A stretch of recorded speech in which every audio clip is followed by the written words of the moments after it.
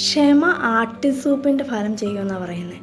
എന്തുകൊണ്ടായിരിക്കാമെന്നറിയാം, നമ്മൾ ഈ ക്ഷമിച്ചില്ല ഭയങ്കര ദേഷ്യമൊക്കെ നമ്മുടെ ഉള്ളിൽ വെച്ചുകൊണ്ടിരുന്നാലുണ്ടല്ലോ, മെഡിക്കലിലുള്ളവർക്കൊക്കെ അറിയാം നെഫ്രിനൊക്കെ കൂടും. അതായത് ബി പി കൂടാൻ എന്തൊക്കെ സഹായിക്കുന്നോ, ബി പി കൂട്ടാൻ വേണ്ടി ഒരു നേഴ്സ് എന്തൊക്കെ ഒരു മനുഷ്യനിൽ അഡ്മിനിസ്റ്റർ ചെയ്യുന്നോ, അത് സ്വയമായിട്ട് ഈ ദേഷ്യപ്പെടുമ്പോഴും ഭയങ്കര ദേഷ്യം ഉള്ളിൽ ഇതൊക്കെ വയ്ക്കുമ്പോൾ ഉണ്ടാകും. അതുകൊണ്ട് അത് തന്നെയാണ് പറയുന്നത്, ക്ഷമിക്കുമ്പോൾ എല്ലാ ഹോർമോണും എല്ലാ പ്രൊഡക്ഷനും എല്ലാം നോർമലായിട്ട് മാറും. അതായത് നമ്മുടെ ബി പി ഉണ്ടാക്കുന്ന കാരണം, അല്ലെങ്കിൽ നമ്മുടെ ടെൻഷൻ കാരണം നമ്മുടെ ആസിഡിറ്റി, അങ്ങനെ പലതും നമ്മുടെ ശരീരം നമ്മളറിയാതെ പ്രൊഡ്യൂസ് ചെയ്യുകയാണ്. നമുക്ക് ദേഷ്യവും നമ്മുടെ ഇതുള്ളപ്പോൾ നമ്മുടെ ഹൈപ്പോതലാമസിന് ഇൻഫോർമേഷൻ കിട്ടുമ്പോൾ നമ്മളറിയാതെ തന്നെ എല്ലാം നമ്മുടെ ശരീരത്തിൽ പല വ്യത്യാസങ്ങളും നടക്കുന്നുണ്ട്.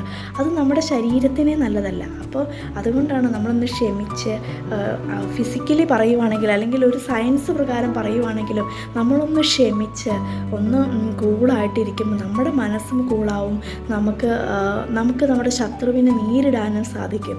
അവർ ചിലപ്പോൾ ദൈവമേ നമ്മൾ പ്രതികരിക്കാത്ത കാരണം അവരെന്താ പ്രതികരിക്കാത്തേ എന്നോർത്ത് ഇങ്ങനെ ഇരിക്കുമായിരിക്കും. പക്ഷെ നമുക്ക് നമ്മളെല്ലാം ശാന്തമായിട്ട് നേരിടുമ്പോൾ എല്ലാം നമ്മൾ ഒരു കൈ അടിച്ചാലല്ലേ ശബ്ദം കേൾക്കത്തുള്ളൂ എന്ന് പറഞ്ഞ പോലെ, അടി കൊണ്ടാലും അല്പം സ്നേഹത്തോടെ അല്പം ക്ഷമയോടെ നിന്നാൽ ആ കൊണ്ടവനെ നമുക്ക് നമ്മുടെ ഭാഗത്തേക്ക് കൊണ്ടുവരാനായിട്ട് സാധിക്കും.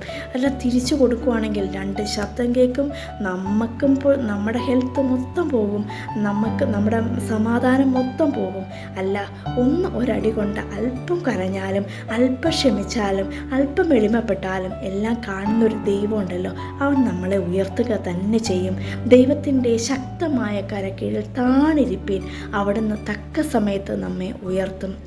ക്ഷമിക്കുന്നവരായി മാറാം, പൊറുക്കുന്നവരായി മാറാം. അങ്ങനെ നമുക്ക് ക്രിസ്തുവിൻ്റെ സ്നേഹം മറ്റുള്ളവരിലേക്ക് കൊടുക്കാം.